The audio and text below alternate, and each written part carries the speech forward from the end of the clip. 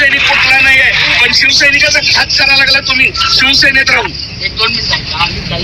मग काय तुमचं कसं काय निवडी होत आहे? तुम्हीच कारभारी होत आहे, तुम्हीच सगळं होत आहे. मी पण विधानसभा प्रमुख आहे, मला काय अधिकार नाही कुठल्या गोष्टीचं? सगळं तुम्हीच का करताय? कोल्हापूर शहरातील शिवसेना ठाकरे गटातील अंतर्गत धुसफूस आता चव्हाट्यावर आली आहे.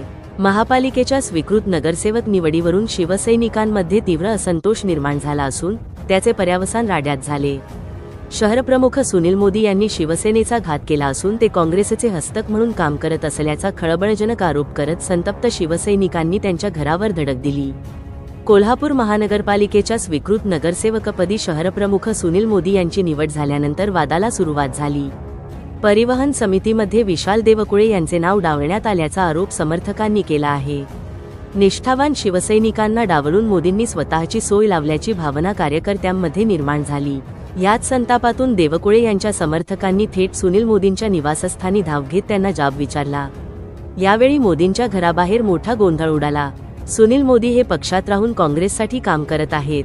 त्यांनी कोल्हापुरातून उद्धव ठाकरेंची शिवसेना संपवण्याचा विडा उचलला आहे, अशा तीव्र शब्दांत विशाल देवकुळे यांनी आपला संताप व्यक्त केला.